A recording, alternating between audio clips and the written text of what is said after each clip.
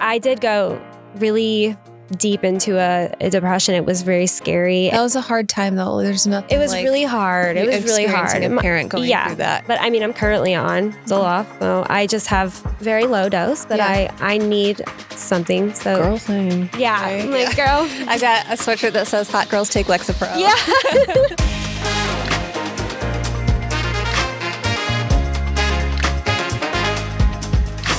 Hi, everyone, and welcome to today's episode of Recovery Cast. I'm Brittany Baynard. And I'm Sam Roberts, and we're so excited for you to hear today from the tired mom. Jess Gustin was amazing. For reference, we previously episode came out, Jess's husband, John Gustin. He's the tired dad. She is the tired mom on all the socials.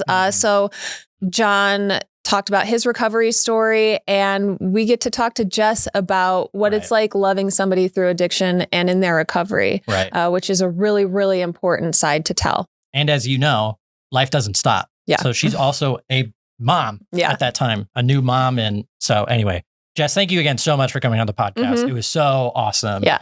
Getting to have you both have your own individual episode. Really quick, before we get into it, can I read you a really thoughtful comment that we got recently? Yes, I would love a thoughtful comment. All right, this comment comes from Laura. Laura writes, so relatable.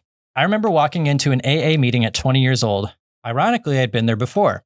15 years earlier, running around in the back of meetings with my alcoholic father.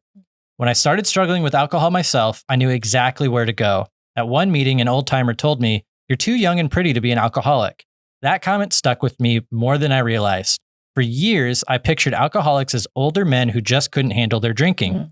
How could a 20-year-old pretty girl be an alcoholic? That mindset kept me on the revolving door for nearly a decade. Turns out alcoholism doesn't care about age, gender, or appearance. Hot dang, was I wrong. Thankfully, I finally figured it out. And now I'm celebrating over a decade of continuous sobriety. Girl, over a decade. That's incredible. And shout out, Laura. Yeah, Laura, that is something I feel like that. Oh, I feel it comes up like almost every week, I feel like. Honestly, it's like the thought or expectation people have in their heads of what alcoholism, drug addiction, mental health struggles look like on a person. Yeah. This idea that we have, and it doesn't have a face to it. Yeah. So I'm happy for you that like you learned that yourself as a lot of us have at some point of like, this does not discriminate. And I'm just so thankful for you for writing that and like helping other people to know that. 10 years. Because like 10 years, this is so amazing. Yeah. And it's so important to humanize the people that are like on the margins, you know, and like struggling, you know what I mean? Because it's really easy to other people, right? And be like, well, whatever. This doesn't look like me. Yeah, that doesn't look like me and there's something wrong with them or whatever. No, those are like people and humans that like need love and compassion. And also, I am the same as that person. Like, I am not better than them. And like, I could very well be struggling with the exact same thing. And so that part. And with that, here's Jess's episode.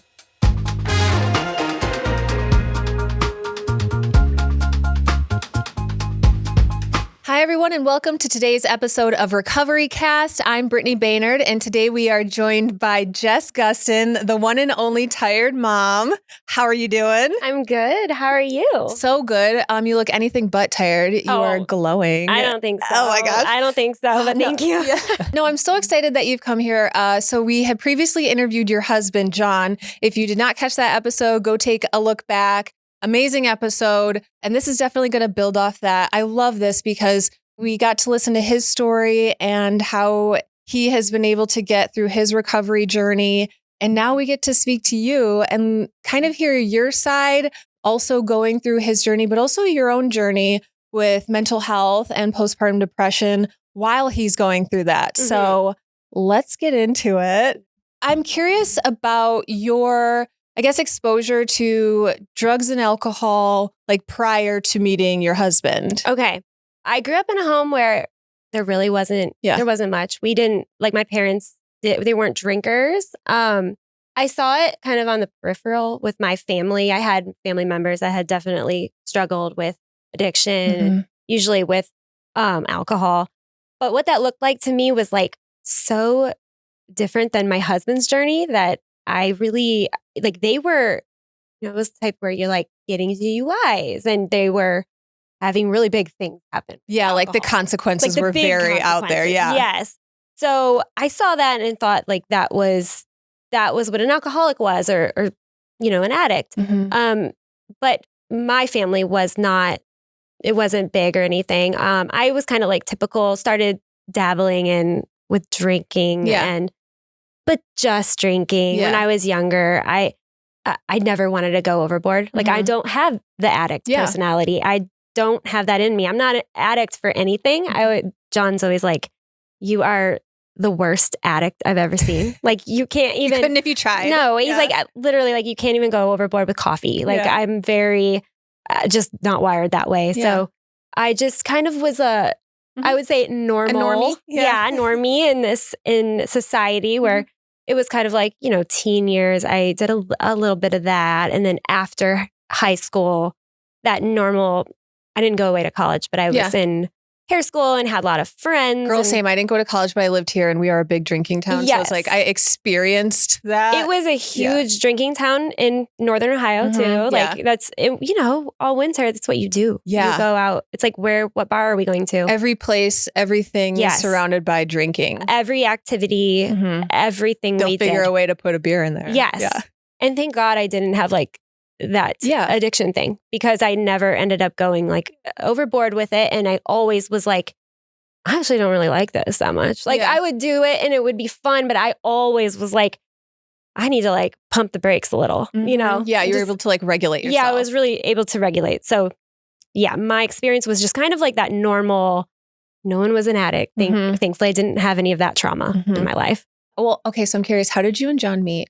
Okay, so we met, I had moved to Nashville in 2012 and came to Nashville when I was kind of like this at this low point. I had moved from Ohio to Florida. I was in a relationship in Florida, didn't work out.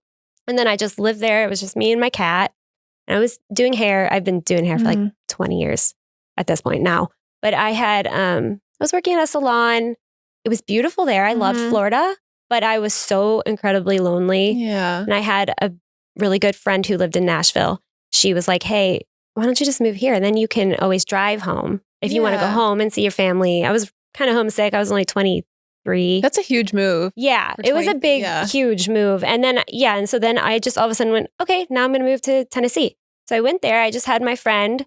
And 6 months later, I was working at my salon and a guy came in who was a little bit older and he was talking about how he had just moved here with his family and that his brother-in-law was probably about my age. He's like, hey, my brother-in-law is like, I think you might be around your age. How old are you? And I was like, I'm 25.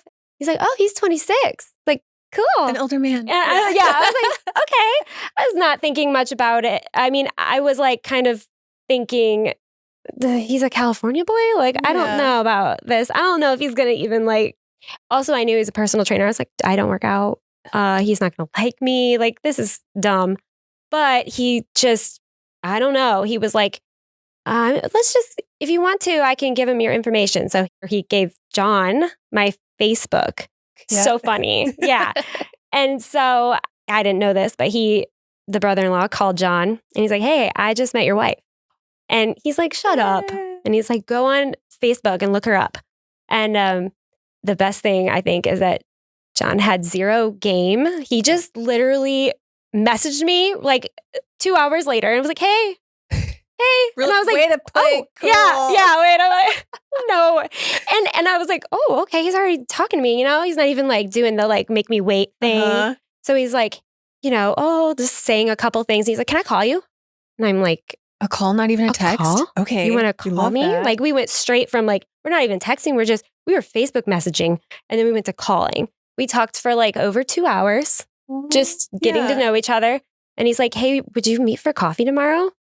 And we met for coffee. And literally, I think we've never been apart since. Yeah. That's really sweet. We actually I'm like, it's my favorite story. Yeah. Because it really was very much like this instant connection that I can't describe, like a and magical I've never story. had. Like, yeah. Wow. I just couldn't believe what was happening at that time. I was like, I'm actually like falling in love with this guy. And what was happening? My life felt like a whirlwind after that. And Yeah, it was really sweet. We were like so special. Yeah, and we got like engaged 5 months later. So really? Yeah. Oh, wow, you guys totally knew. We did know. You've been married for 13 years now? Yeah. Almost? Wow. That's so cool. I know. It's so funny. I'm like, that worked out. I think everybody was a little scared around us. They're like, are you sure you don't want to? You're like, don't worry. I'm like, don't worry. Yeah. Don't worry about me. That's so cool. I always make my own decisions. Yes. Oh, I love that. That is so cool. So when you met at that time, what, I guess, maybe it has to be more hindsight, but what version of John was he when you guys had met? He kind of led with like, I used to do like drugs and things like that. And he's like, I do drink still, but like, I don't, do any of those harder drugs. And as time went on, he kind of told me about the things that he had done. And, I was always just like, oh yeah. I mean, I knew many people who had done that. Past, yeah. He was kind of on the straight and narrow at that time. And he was very much into fitness. Yeah. And he kind of told me that was like his new addiction was like, was fitness, how he ate, bodybuilding, all of that. And thankfully he didn't care if I did that either. I was like, we love that. I was like, it's like, do you, honey? But yeah. And he was like good with me not ever really working out. He's like, that's okay. Yeah. But it's just for health purposes. Like you might want to do things for your heart. And I'm like, okay. So I'll let you know when I want to help. I will let you know when my heart's ready. He was, I remember in the beginning, it was like, we would have like wine together, and it was just sort of casual or like on the weekends. I think he was trying to be careful. Yeah. He was in love with you the second he saw. He's definitely. Yes. I think he was trying to do the best he could to make sure he didn't sabotage our relationship too by, getting too wild or anything like that.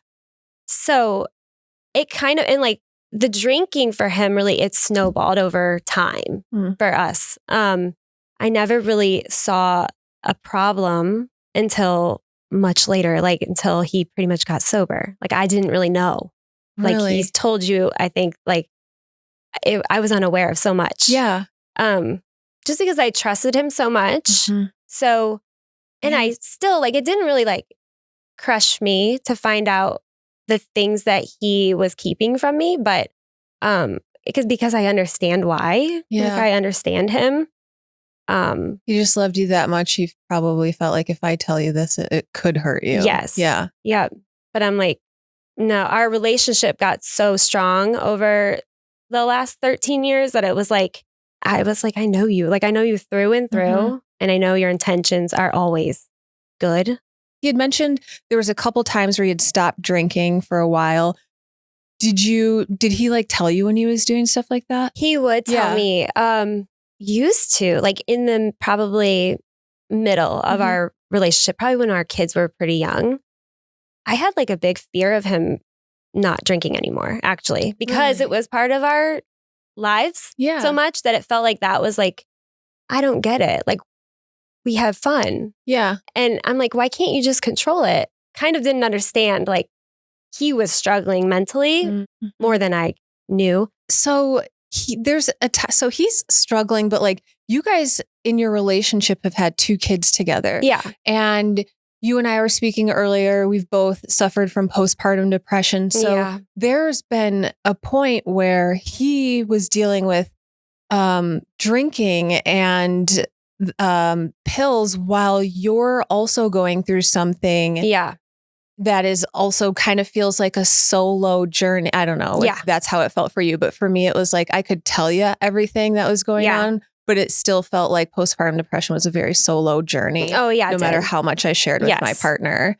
Definitely. What was that like? And at that time, did you know that he was struggling, and what was it like for you? I didn't know he was struggling. Like I really didn't. So actually it was this year that he told me about the pills. Yeah. Like it's literally 2026. So I had no idea that he was doing that. And so when I was going through postpartum, like you said, I felt like I was so alone. I didn't know anyone who had postpartum. It wasn't on my radar. So I had my daughter and it hit me like, 3 days in, I would say, And I felt absolutely crazy. I felt like a crazy person. And I know he thinks she's crazy. He's like, what's happening? Too. Yeah, he's like, what's happening to my wife? She's been abducted. Because I really felt like that. I was the weirdest thoughts. Like I was scared of him handling her. I was like, she's really fragile. Like you're not being careful enough with her. He's like, I'm holding her. Or like, I remember it was Christmas time. Also, having kids in the darkest months of the year is like, it was really hard on Can't get outside. Yes. Yeah. Because at 4 p.m. it would get dark. Yep. It was almost like that Sunday Scaries feeling, but it was like the nightfall feeling. I don't know what that's called, but it freaked me out every night at 4. I would just start to be like, I would start to spiral and cry. All I did was cry and cry and cry. And that makes you feel even crazier. Yes. I felt so crazy. And it was Christmas time. It was like Christmas season. It was just like our favorite time of the year. And I just remember he would still be like joyous with her and he'd like be dancing with Christmas music. And I'm like, put her down. Like, I just felt like so weird. And I remember at like the 2-week checkup, I was taking her in to the pediatrician and the pediatrician was asking me all about Dakota. And I was trying to keep it together. I was just like, every single thing was making me cry, like literally every thought. It was weird. And she goes, and Mom, how are you? And I just lost it. She was like, okay. So I just want you to know that there is help if you need it. She's like, I can tell you're, and I'm like, yeah, I've been struggling. I was like, I don't know what's wrong with me. She's like, it's completely normal. We have counseling here. We also have medicine, like things that can help you. And at that point I was like, well, I'm just going to try to stick it out and try to figure it out. And I remember, and I did, and it was good to know that it was normal. Right. Like, and I wasn't she was alone. like, there's help. It's because that this is something that happens. Yes. Yeah. Because I had only heard from like family who said like, I had the baby blues. Or I think that's what they used to call the baby blues. The baby blues. That sounds very friendly. Like, why would we have baby blues? Like I love this child more than anything I've ever. It's like, everything I dreamed of in my life. Why do I feel like this now? Yes, why do I feel like this? And mine was just very much like this intense like protection of her and like, how am I going to keep her alive? Yeah. And I thought, if something happens to her, I will die. Yeah. Like I was like, I will not be able to handle that. Yeah. So I have to keep her protected at all costs. So like no one touch her. Yeah. It's a scary thing, especially it's like you go through pregnancy and that's already kind of, it's traumatic. Yeah. You spend that whole time, if there's a day where that baby doesn't kick, all you want to do is go to a hospital and have something checked on. You are the protector. Yeah. You're the main protector and you do everything you can. And it feels so vital at that time. And then all of a sudden you're like, when I give birth to this baby, that poor baby, no. Then you have the baby and you're like, crap, my tummy's not protecting you anymore. Yeah. The rest of the world is now here. You're out in the world. Yeah. And it's an overwhelming thing. And I feel like the baby blues is such a friendly term for this dark, dark space that we can get into for like extended periods of time. Yes. I can't believe you white-knuckled through it. I did. And then, it did, like, it was easing off in like after a month, but then I went back to work at 6 months. I mean, I'm sorry, 6 weeks. It's like lucky. Yeah. At 6 weeks. Oh. And I was like, I don't know why I did that. I think it's because I'm self-employed. And I was like, well, my clients, they need me. That's a huge part. You feel obligated to other people. Yes, even though other people would be like, girl, stay with your baby, get well. I know. And I was like, it's like, I just have to go back. But thankfully I did cut my schedule to being only 3 days a week. But I was still, for the whole year, I went back to work, like that whole first year. Every single day I would get in my car after working and just cry. Yeah. And I'm like, this isn't normal. What am I doing? I'm pumping in a bathroom. I'm, the things that women... Lack of sleep. It's just like men and their useless nipples for the first... They're so useless. So we did have a lot of struggles with that, with the nighttime waking up thing. Yeah. Even if they want to help and you're breastfeeding, it's like, you can only help so much. Yes. And I think, and he'll admit, like, he wasn't amazing with my daughter. He was much better with my son, but he didn't understand I cannot be sleep deprived like this, or I am not functioning at even 50%. Like I'm going insane. I'm postpartum and sleep deprived. I feel psychotic. Yep. You know? And that will drive you nuts. You've already got your hormones out of whack from being pregnant. You give birth to this baby. You've just brought in a new life. Yes. Like, you brought in a baby and it feels like he's acting like a fucking baby, you know? And sometimes you're just like, why don't you get it? Yes. And I'm like, just wake up. But we were constantly going at it. Like, he's like, oh, I get up at 4 a.m. to go, because he was a personal trainer and he'd have to get up early. And I'd be like, I have to work too. But he's like, but you don't have to work until 10. And I'm like, oh, we would. It's what starts it. I mean, honestly, kids, be ready when you have kids. Yes. It will get you turning on each other so fast. Yes, it will. What you just said is you are both working really hard. Yeah. And it's not that the other person isn't working hard. It's just that I need you to see that I am not doing well. That's, I think, what people are saying. Not like you're not doing enough. Please see that I'm not doing okay. And like, I need care for that. Yes. But then someone else's cup is also almost depleted. And they're like, I want to pour into you, but I am also telling you that like I am depleted. Yeah, we were both just, we were so depleted and we didn't know how to communicate, how to like meet each other halfway. It comes out in exploding moments. It did. It wasn't our finest moments.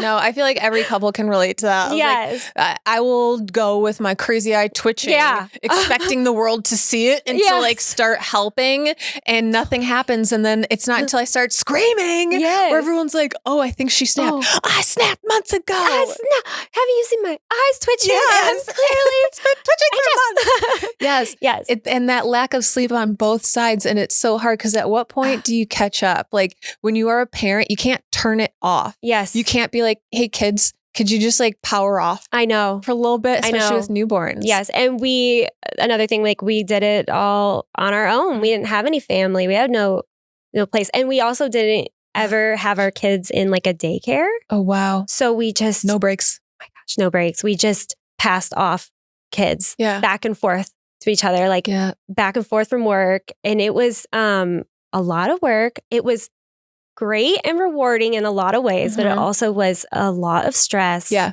There was a lot of like money stress that we had. Like I feel like we were in competition with each other for like years. That was our big argument. It was like, who does more for the kids? Who wakes up more? Who makes more money? Or who's providing? Who should be doing this? Or you're not pulling your weight. You're not pulling the weight with like housework or this. And so that was like a thing for us for a long time. That's huge. And I feel like I don't know a couple that's not a big thing with. I know. Everyone I talk to. Yeah. And I've heard you guys say it before, like, you have to remember that you're teammates, same team, but it is so hard to not go tit for tat when you are like internally struggling. Yes, very much. It's like when I'm like emotionally unwell, or either one of us are, it's not great. Yeah. We have to like come together. Yeah. Come together. We're a team. Yeah. We would go on like a trip together with the kids and be like, remember, we're the teammates here. It's them. It's against them. Yes. They are the issue. Yes. And us. We actually really like each other. Remember, we really like each other. You're my favorite person. Yes. Honestly, yes. My husband and I went on a 2-week vacation where the kids were not with us. And like 2 days into it, I was just thinking, I was like, we don't have to make food. We don't have to clean up a house. Yes. All I get to do is like care for you, and all you do is care for me. And people need that reset because it is the kids, man. We love them to death, and they're worth everything. Love you so much. You drive me nuts. Yeah. And you make me hate your dad sometimes. Yeah. Because I'm going tit for tat with him when really it's like, it's the struggles of being a parent and the exhaustion from that. Yeah. And it's on top of that, you guys were struggling with other stuff too. Like, you guys were both going through your own really big things. Yes. And it's like, once we had to peel back all those onion layers to really get to the bottom of it. Like, what is it that you're struggling with, and what am I struggling with? And let's communicate. Are there things that you notice, like hindsight, that were in your daily routine that you see difference now, and that you're like, I think that was probably attributed to more of like my husband's alcohol use? Oh yeah. Like, I was always like up for a good time. So I was always like, oh, it's 5:00. Thank you for my drink or whatever.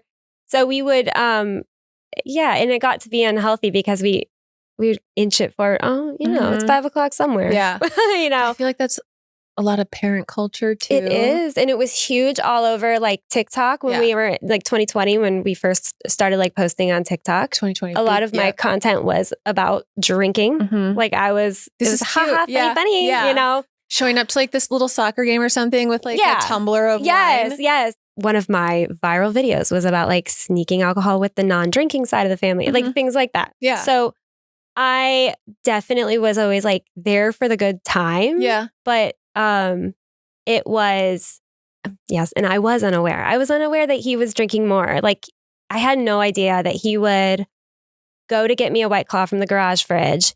He would pound one. And I didn't know that. And then he would come back with one for him and one for me. Like it was just normal. It felt very like, we're doing the same thing. Yeah, we're doing the same thing. We would fight though. I'd be like, how's it gone?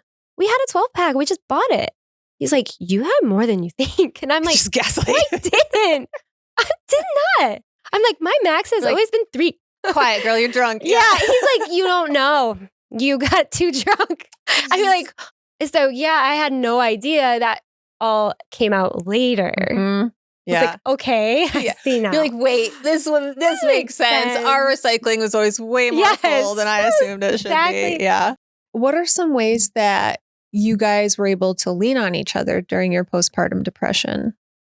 He once he figured out, and he kind of started to do his own research on like postpartum. Oh, I love that. Yeah. And once he saw like, oh, she's going through it mentally. And I think I finally was like, I'm not right in the mind right now. Like this isn't right. He looked into it more, and he was like very supportive, like just very supportive of me, and was like, listen, you just take one day at a time. And if you need to go on medicine or something, then do that. Yeah. Like if you need help, I'd rather you be okay, you know? And I know this is a real thing. I know you can't help it. And I'm here for you. And then, you know, I think we were fully prepared, like when my son was born, for this same thing to repeat itself. And thank God, like it didn't. I didn't have like even a little bit of postpartum with him. I'm so happy for that for you. That's huge. You just got to enjoy it. Yeah. Yeah. And it was just like, and I had him the same time of year. So I was really dreading like that darkness at 4 p.m. And I'm like, oh, it was fine. I was like, I'm good. Oh my gosh. This is good. Awesome. Yeah. And I was, and then he was so much better about helping me at night and us tag teaming the whole parenting thing. And he was amazing. Like he's always been amazing. He's always been receptive to everything I've ever asked or like had an issue with. He's always been able to be like, okay, let me check myself. Okay, I should have done that better. Like that's huge. Yeah, he reflects on everything. That's I mean, so nice. You had a conversation with him. You can tell he's pretty like he's great. Yeah, he's like always thinking like, how can I better this situation? And also just not taking my wife has postpartum depression at like face value and coming to whatever conclusion. Like the fact that he looked into it, read more on it is amazing, because it's like that's what got him to the point. It's like, oh, this isn't you're struggling right now. Like I think that's like that with any type of mental health thing, when people are like, I'm depressed, it's like, well, why don't you just be happy? It's like, I'll strangle you. I know. Because it's just not a possibility. So when someone's able to sympathize and like try to understand what you're going through, it's huge. It opens his eyes up to things maybe he didn't associate with postpartum depression, to them being like, oh my gosh, my wife's struggling in this moment. And that's why she's doing this, or that's why she's saying this or feeling this way, or she can't stop crying. Yeah, we had conversations about like why I was doing what I was doing, you know, and he's okay, I get it now. I know that this isn't an attack on me. This is, and I'm like, it is not an attack on you. And I think you're a completely capable parent. Like you are, I don't know. He's always been an amazing father. So I'm like, really, I was clearly struggling in my brain. Yeah. And I've struggled with regular depression too in the past, which is sort of like in my genes, I would say. It's in our DNA. It's in my DNA. A little Zootopia shout out. Well, when was the first time you kind of realized you were struggling with depression? When I was 21, my mom was diagnosed with breast cancer. I'm sorry. And she made it through, thankfully. Yay. But yes, but I did go really deep into a depression. It was very scary. And then at that time I was living like the wild life. Mm-hmm. So I did go to like alcohol and, I guess I dabbled in some drugs too, but I was numbing myself for like a good year. Yep. And then when I kind of came out of, I was like, I cannot do it. I was just like, I can't do this. Yeah. This isn't that good wasn't for me. good for me. That wasn't good for me at all. I'm like, that is not even what I really want to do. Like, I don't. That was a hard time though. There's nothing. It was really hard. It was really hard. A parent going through that. And she was very sick. Like she went through like the extreme chemo, like lost all of her hair. She looked like death, honestly. I can't imagine. Terrifying. Yeah.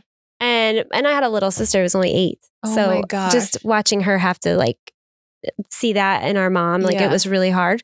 And I think it just triggered that where I was like, I need some help. And so I was on that maybe for like 2 years. And then I was like, I think I'm okay. And so there have been like 3 times in my life where I've gone on and then weaned off. But I mean, I'm currently on Zoloft, so I just have very low dose, but I need something. So girl thing. Yeah. Right? I'm like, girl. I got a sweatshirt that says hot girls take Lexapro. Yeah. I love it. Yeah. But it was something, well, I had to try a few different ones. Yeah. But then when I found the thing, I was like, like week 2, I was like, wait a minute. Like I'm not, after I had my kids, I had like bad thoughts too. Mine was always like, someone's going to break into the house and try and hurt us. How do I protect us? Yes. I can't take us to the farmer's market because it's an open area. I don't know how to get to our car. Like just someone's always trying to hurt us. And I was so paranoid about protecting them. Yes. And I think the plague 2020 exacerbated it because we were in our house and outside was dangerous. Yes. People are doing dangerous things and I can't control. It's a control thing. I was like, I can't control the public, but I can control us in our safe little environment here. That drives me crazy because I don't leave this place. Yeah. Yeah. It's not good for mental health. No, it's not. And it was like, it was scary. I had a 3-month-old when we went into the COVID lockdown. Yeah. And I was like, and we don't know enough about what's going on. And you're just like, if I open this door, something's going to come and hurt my baby. I know. We're like, oh my gosh, what's the world? What's happening in this world? Yep. Yeah. It felt like it was crumbling. Scary times.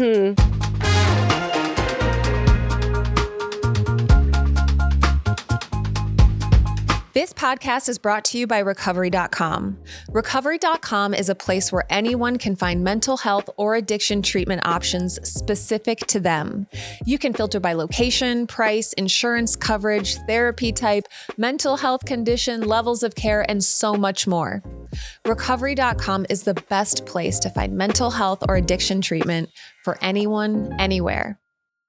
I understand like the weaning stuff. I'm always like, is that like a me problem? Like when someone's like, oh God, that person just like crashed their car into a building because they're off their med. Like hypothetical story. I'm like, and then there's me that's like, no, I'm fine now. I can get off my meds. Yes. And then 2 years later, I'm back up on I think I'm going to need to go back. Yeah. I was like, no, I get why you guys put me on these things.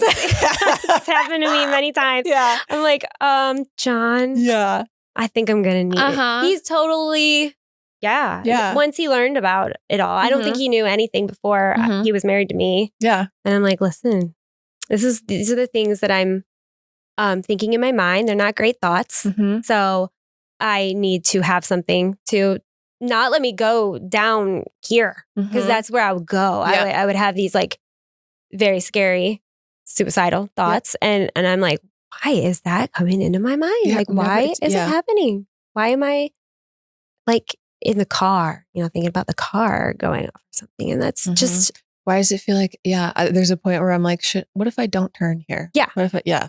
And I'm like, well, that's not good. That's an odd thought. That's an odd thought. But it's I don't like, then we say like, those are weird thoughts. Those are normal thoughts. Those are super normal thoughts for anybody that's just had a baby and is dealing with their swing of everything that's going on in their head. Yes. It's just scary. Very scary. And because you feel like you're experiencing a brain that's not yours and thoughts that aren't like normal for you. Yeah. And you're like, am I ever going to feel normal? That part. Like, am I just going to die crying? Up? Yes. Yeah. Am I messed up forever? Will I never enjoy life? Like there's some scary thoughts that go along with that. Postpartum depression has been one thing that has like scared me about having another child. Because I'm like, I know how bad it gets for myself. And like, am I willing to? It's huge. Yeah. It gets really bad. So I'm like, is that something I can do? Did you have it with both? Yeah. It was just like the first one, I was 24. So I had postpartum depression, but I was also like, I was an adult, but I was a kid. Yeah. Like, You were I still young. call my mom for things now. Yes. But 24, I had her, wasn't with her dad. And when he would take her, I would go out and party. Not because I wanted to, because I didn't want to be alone. And like, I was going through it in my head. So I think while like a lot of people are like, why won't you just calm down? It's like, I really did. I just needed someone there. Yes. And I needed my baby and I needed help. I went to my 6-week checkup and they're like, you're fine. And then that's the last time you see anybody. And you're like, yeah, I don't know. And I don't think I didn't know what postpartum depression was when I was 24. I just thought I was acting out and I was like, why am I so naughty? Yeah. Why do I got that ticker in me that just wants to do bad shit? Yeah. And that was exacerbating it. And then as I got older and I had my second one at 34, I was like experiencing the same feelings. I was like, oh, I was not a naughty girl. I was fucking depressed. Yes. And with this one, it was like, now I had like the words for it. I had a supportive husband. I could go to my doctor a little bit more confident and be like, no, I'm not doing well. Cause I didn't start taking medication until 6 months after when it got like bad. When I was like, I'm not talking to other people. I'm only having conversations in my head. And if I try and talk to you, I'm just going to cry.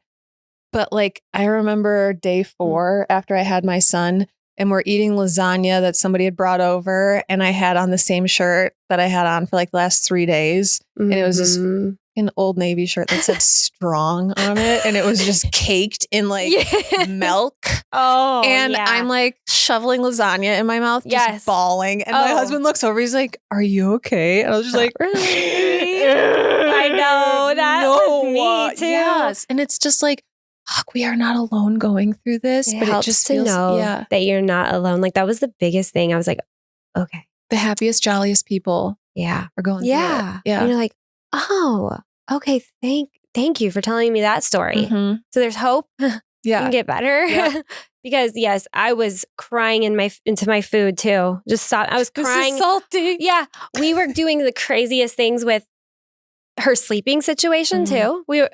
John had me convinced that my cat was going to try to suffocate her. I think sit on her in the night. Maybe had some anxiety too going on because we got a zip up bassinet to start.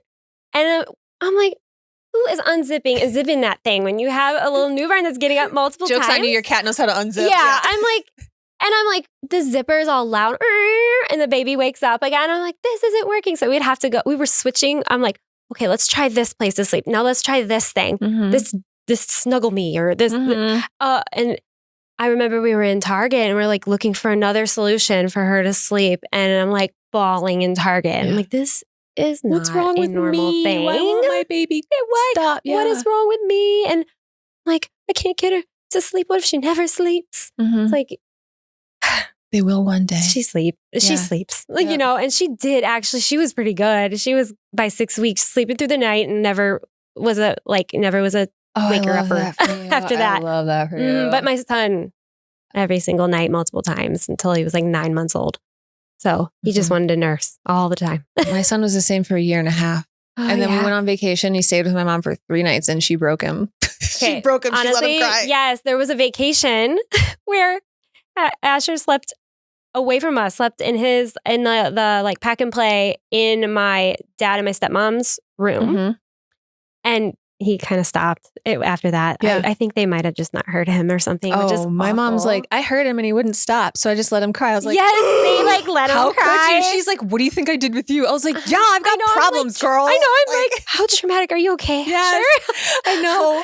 My baby. One time she was watching him and I was watching on the camera, like her put him down and it basically threw my son in his room on the bed and said, night. Yeah. And not like that. Like she was a little more gentle, but it was so fast. I was like, where's all his hugs and kisses and stories and loves? And she closes the door and I could hear him on the camera go, my toesies are cold. Oh, that would just kill me. I text my mom immediately. I said, you go back in there and you warm up those toes, Warm up girl. those toesies, please. Oh my gosh. Yeah. Oh my gosh. Parenthood, man. It's crazy. It's a wild ride.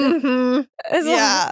So John told us that 2018, he had began sneaking drinks and was hiding his consumption from you. Also that when you had a C-section, he had taken some of the pills and stuff. Was there a moment that like raised an eyebrow for you through any of those? Or is it basically like he's told you all that stuff, like future? It's kind of like he didn't tell me until much later. I think there were moments where I was like, what are you doing? Because like we went to this concert. I think he talked about this concert. And I was like, what is wrong with you? I was so mad at him at this one because I'm like, how did you get so drunk? Like, we can't even enjoy this concert. You're excited for this concert. We were with my little sister, my younger sister too. So I was like, just mad. I was like, why are you ruining this time? Yeah, but more instances. It sounds like more instances instead of like every single, like you said, he's like, I'm not like violent or mean or anything. He's never ever mean. Yeah. Like that's the thing. He's never angry or mean. He would always just shut down. Yeah. So I didn't know he was drinking that much because I just thought he was tired. No. Working, doing all the stuff. Yeah, he was still like functioning. Yep. And I was just like, oh, I guess he's tired and he's going to sleep. I just really didn't understand that like he was having this kind of a secret problem. Yeah. And yes, I guess he's master hider of those things. I've found out. And I'm like, but I get it because he didn't want to disappoint me. Yeah. And I think he was like, if I can just keep it all together, like I'm working, I'm amazing dad, like I'm trying to be a supportive husband. And it sounds like for a long time he was really trying to figure it out or like putting forth like, he really was. I'm going to do this. I need to do. He like saw it in himself that it was going to happen and he needed to do it. It was just like the how. And he was like a disciplined guy, you know, he was very much like, I'm going to wake up at this time and I'm going to go work out. I'm going to eat this way. So I'm like, oh, he's got the discipline. And he always would try to make things better. Like he was always trying to level up. Yeah. So I know alcohol just, it was like that year before he quit, I would say I could see that he was like try to quit and then he'd go back to it. Yeah. And I know that now maybe it's like hindsight. I'm like, oh, he was really struggling with, he wanted to quit, but he was like, I failed. I failed. I can't do it. And then, I think I was saying how I was like really worried that it was going to ruin our social life and things like that. Because you're like, you have a problem with it, not me. Yeah. All we do is have fun like this. Yes, this is like our normal thing. But once he did, I was like, I don't know. It hasn't been an issue ever. Like I'm so proud of him and I'm so up for him doing whatever he wants to do to better his life. Like I'm like, woo, I'm your cheerleader. Yeah, because it's like you didn't marry him for like the drinking version. No. You married him for like all those wonderful things that you saw in him. Exactly. And the alcohol was just like kind of dimming that sparkle in him. It did. I hated that I was like, you're really he was such a boring drunk. I don't even know why I was like worried. Not even a fun one. He wasn't even that fun. He would break down and go to sleep. And I'm like, that's not even that fun. It's like, well, yeah, because he was doing so much more. Yeah. It's exhausting. Yeah. But I'm like, I just try to be as supportive as possible with him now. And, and I'm like, it has not affected anything. I love going on vacation with him. I love going out to hang out with him anywhere, like going to concerts and stuff. Like it's the being together. It's not being like together. Yeah. I don't need, we don't need to drink. It's like it's freedom for me too. I haven't consumed very much alcohol in the last 3 years just because of him. Like he was like, here. Yeah. He was always handing it to me, like here. And I'm like, really? Okay. Yeah. Yeah. It's Tuesday, that's so cool. but it's Wednesday, it's Thursday. Yeah. I feel like that happens a lot of times when I talk to couples where someone's like, they're in sobriety. I didn't have an issue with it, but just kind of like along the way, I saw how great it was benefiting them. Yeah. And that like the things before it was preventing from like, I wonder if I dabble a little bit, if it kind of makes me feel better. Or if I realize like, I don't really like need it or want it. It doesn't have to be a habitual thing that like when we do this, I have to have a glass of wine or like needing to fill, a little koozie up with something. Yeah. And it's been cool to kind of get out of that where I know, like, I'm like, oh my gosh, I don't even want to drink. I don't even don't desire it because I really hate being hungover. Like that's the worst thing to me. So I'm like, I just don't even want to do that. And plus, I mean, I'm having a good time without it. And yeah, so it's like, and for us, we had to go through each like milestone, which was like, going to our big 4th of July block party. He got through that. And then it was like going through his birthday. We got through that. So we got through each of those big events where we would normally drink or where he would normally drink. And it's like, yes, we accomplished that. He accomplished that. I would still here and there drink, but it's like not for me. It's not fun if I'm not doing it with him. Like I was like, what's the point? I would never. I'm just not wired like that where I would like to do it alone. Yeah. So there's no point. That's good. Yeah. That's good. So after everything comes out and he has his like breakdown, what does the rebuilding look like for you guys? Because you're supporting him and he's going through something, but there's also this like part of your relationship that you need to rebuild. Yes. And that trust for you and just like how do we move forward while you're still getting help? Yeah, I think it's been amazing for our relationship. We've had like the last 3 years, we've probably come together more than like any, way before that. Like sometimes I look back, I thought our relationship was great, like those 10 years before, because we were building, over time. But now I'm like, oh, wow, we had so many things to work through. Yeah. We've worked through so much in the last 3 years, I think, because he's finally able to be like truly himself, vulnerable, open himself up completely. He cries now, he expresses, he's so deeply thoughtful. And he's very like, he's going like introspective, So we're always trying to like just figure things out. And we're both really pretty emotionally not immature, both very emotionally mature. Yeah. Like that's a big thing for us.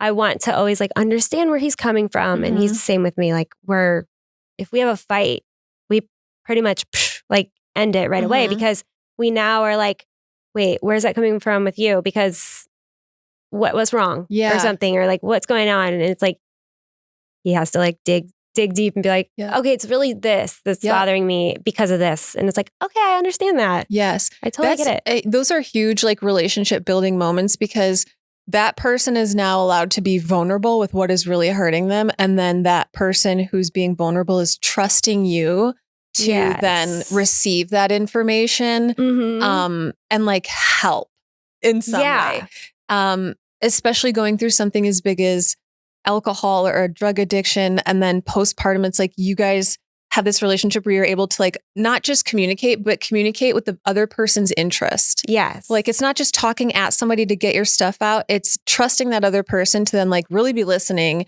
take it in. And then that person cares about you so much where they're like, okay, what's our call to action? Like, what are we doing together now? Yeah. And we're so connected that it's like, I don't know. We both are like pretty good at just squashing everything now and sort of just rolling with the punches and like figuring out how to move forward. And it's like, I care about him so much that I'm like, what can I do to be here to help you?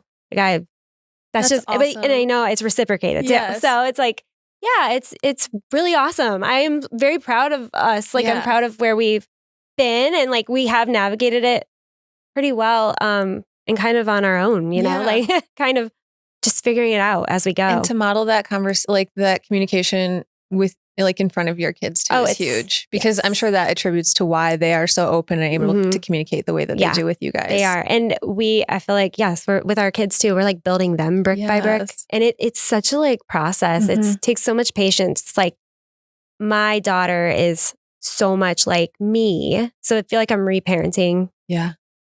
And when I'm parenting her and I like now think about every single thing I'm saying to her, like everything I'm pouring into her, I think of it almost as like what I would have needed. Yep.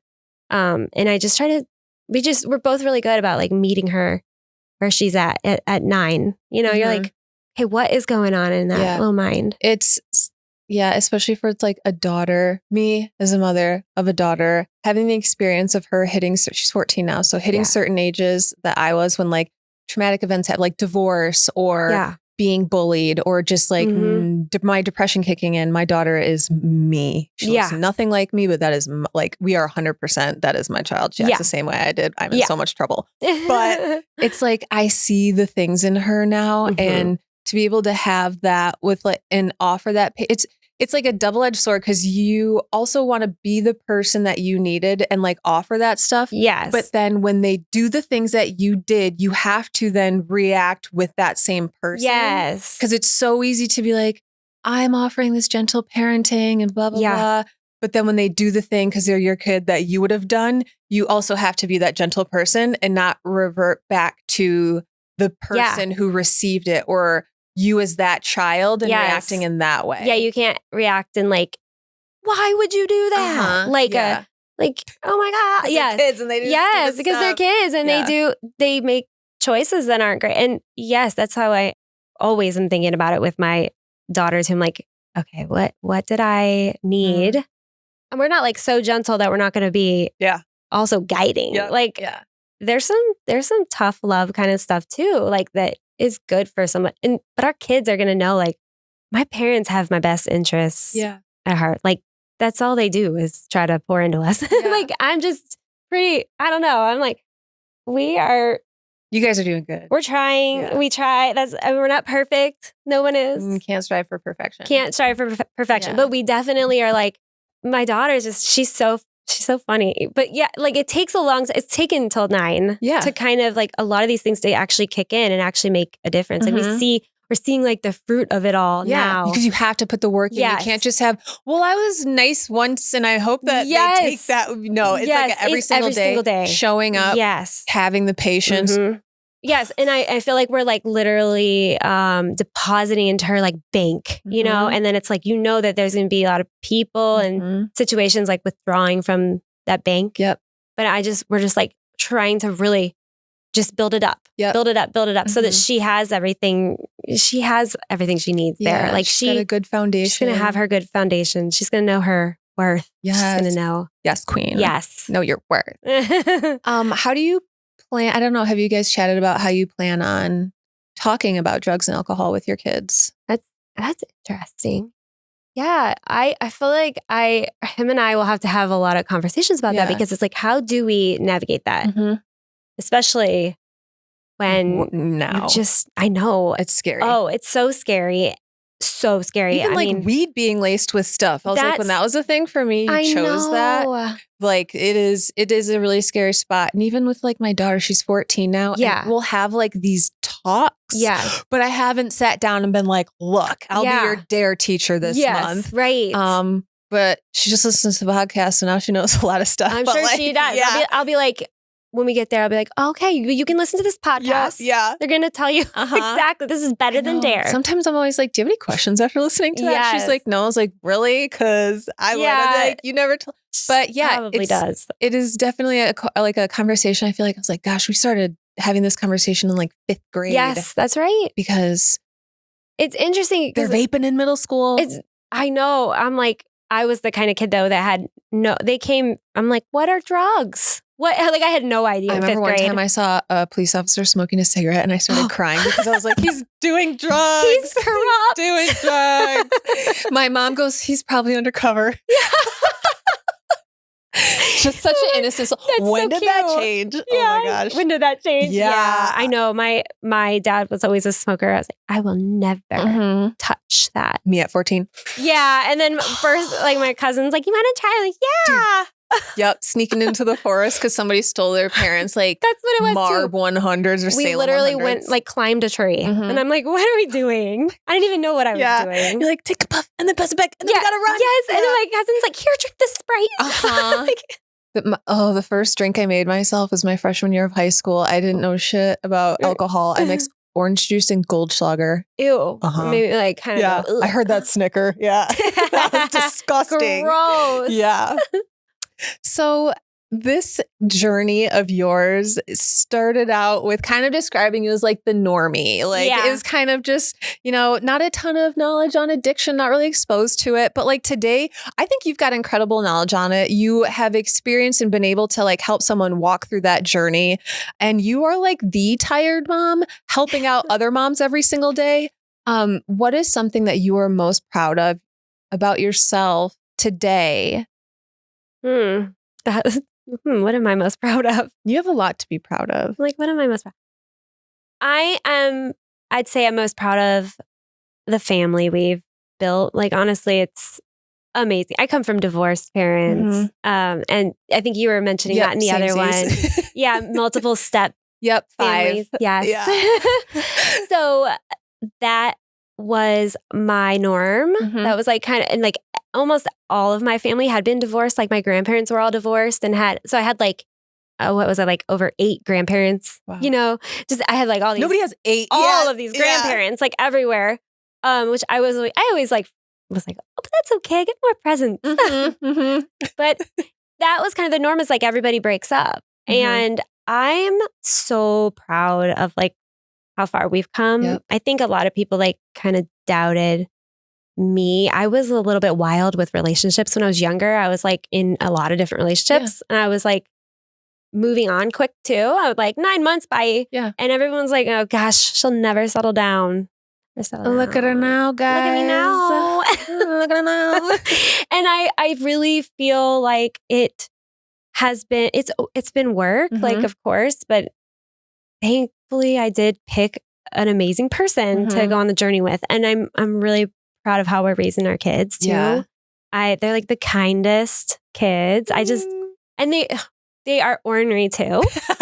And they take a lot of patience. But like I said, brick by brick, we're instilling all the things, and like they're so awesome. Like they are awesome people. I just love our little family of 4 so much. And I am really proud of that. I'm proud of just how we've done that. I mean, as a child of divorce, one thing I've always kind of felt is like me being in a marriage is a choice, because I've seen I cannot be in one. Yeah. Multiple times. Yes. So it's like where I am is where I am choosing to be.